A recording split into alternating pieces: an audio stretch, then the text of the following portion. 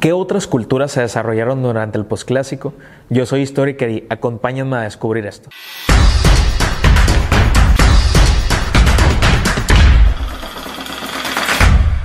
Como ya habíamos visto en otro episodio, o ya habíamos escuchado en otro episodio, hay varias culturas que se van a desarrollar durante el periodo posclásico, durante la época del posclásico.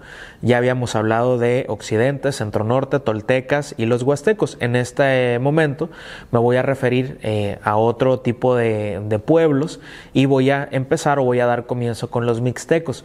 Los mixtecos se van a ubicar en el actual estado de Oaxaca. La Mixteca es una gran región montañosa que se ubica entre los límites del estado de Oaxaca, como lo acabo de mencionar, pero también va a haber presencia mixteca en Puebla y en Guerrero. ¿De acuerdo? Entonces, los mixtecos van a ser hábiles en distintos tipos, principalmente para la arquitectura y para la fabricación de algún tipo de indumentaria o de metalúrgica, es decir, los metales, ¿no?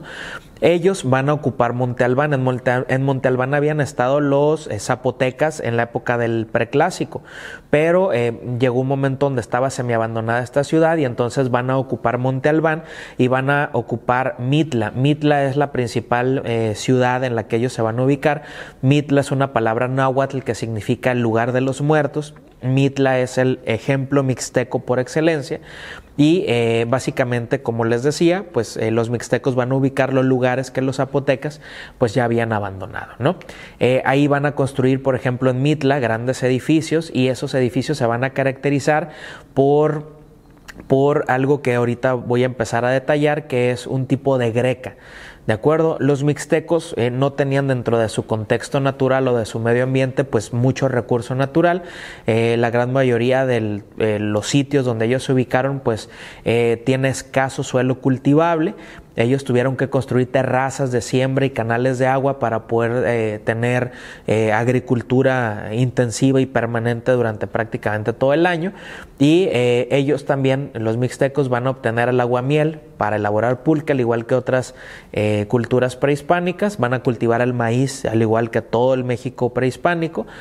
También se va a producir el frijol, la calabaza, el amaranto y el chilacayote. ¿De acuerdo? Que son como los elementos de este momento. Entonces era como la base de la dieta de los mixtecos.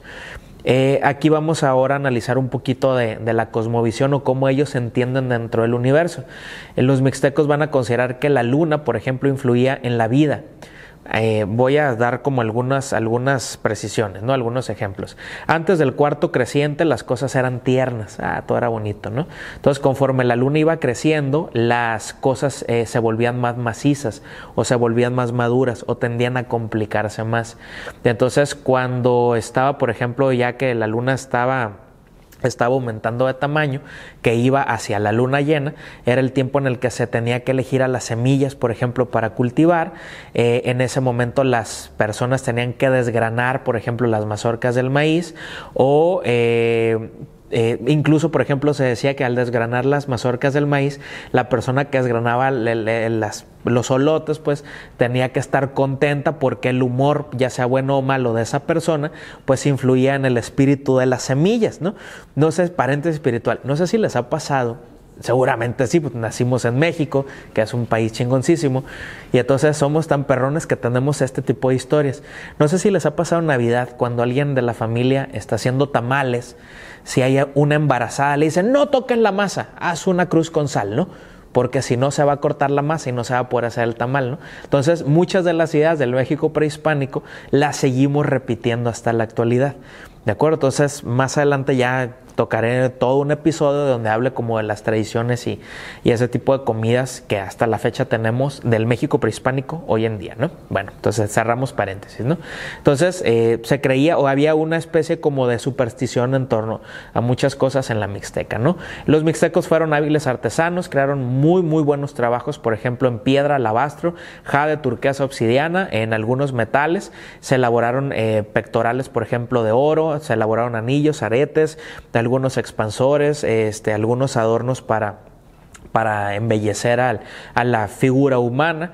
¿de acuerdo? Y ellos fueron también hábiles tejedores de cestas y de petates, ¿no? Sobre todo en el tema de la arquitectura, como les venía mencionando, Mitla es un ejemplo maravilloso porque la estructura que tienen las pirámides o que tienen los salones de Mitla no tienen ningún tipo de pegamento. ¿De acuerdo? Entonces, en algún momento yo les explicaba que el México prehispánico se construyó con estuco, tablero, talud. Tablero, talud, estuco, ¿qué significa? Hay una base, hay una pared, pero pared y base o la piedra entre piedra y piedra está pegada con estuco, que es una especie de cemento. Entonces, en el caso de los mixtecos y de Mitla, todas estas piezas se van acomodando una sobre otra y la gravedad va ejerciendo el peso y la presión, y entonces de forma que todo sigue exactamente como estaba hace cientos de años, ¿no? Entonces, Mitla es un lugar en el que se puede apreciar este tipo de cosas porque pues fueron muy hábiles para poner cada uno de los elementos, ¿no? Otra de las culturas que surgen en este momento en el posclásico son los totonacos.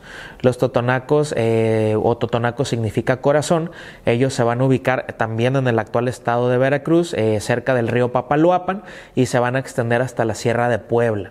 Los totonacos van a destacar porque tienen cerámica muy variada, porque tienen escultura en piedra y porque tienen una arquitectura monumental.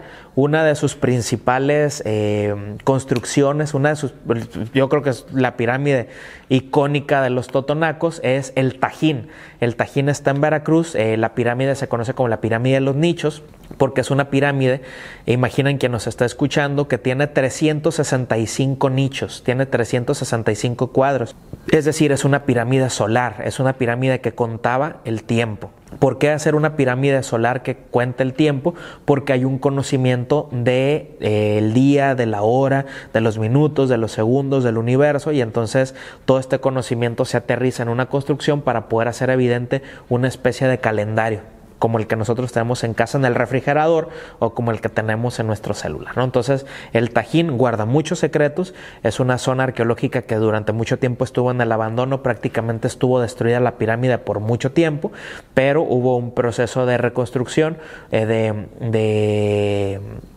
no de reconstrucción, de restauración, donde se le regresó el esplendor que tenía el Tajín durante mucho tiempo.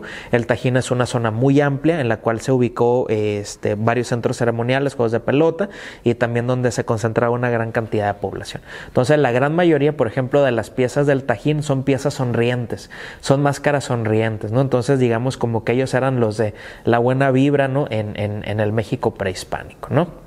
Ellos tienen muchas figuras, entre ellas tienen, por ejemplo, una que a mí en lo personal me encanta mucho, la describo, es dos niños que están en un columpio. Y literalmente, o sea, está sostenido la escultura por unas cuerdas y, o sea, para lograr ese tipo de cosas en el México prehispánico es que ya teníamos mucha visión a futuro, ¿no? Y la pieza fundamental, yo siempre lo he dicho y no lo voy a negar, me declaro fan de Tlaloc, así forever. Los totonacos tienen una escultura de Tlaloc que es icónica porque es un Tlaloc, lo describo, que está sentado con los brazos entrelazados, tiene un tocado, ¿de acuerdo? Pero está tan bien hecho Tlaloc como no tienen una idea. Los detalles del rostro, los anteojos, el tocado, la roca, o sea, la misma roca, la misma escultura genera ondas, ¿de acuerdo? Genera curvatura. Entonces, cosa que pues en Europa tal vez fue muy, muy complicado y se logró prácticamente hasta el Renacimiento. Para finalizar este episodio voy a mencionar a los purépechas. Los purépechas se van a ubicar en el actual estado de Michoacán.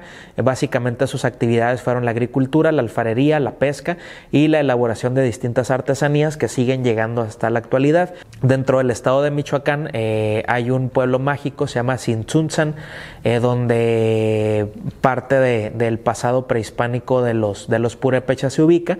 La zona arqueológica se llama Las Yácatas, de acuerdo, que tiene basamentos piramidales y donde alrededor se concentraba pues un número importante de casas. Entonces vamos haciendo memoria y vayan registrando los diferentes grupos prehispánicos y culturas, pueblos que hemos visto durante el periodo posclásico, porque todavía aún hay más. Entonces nos vemos en la próxima.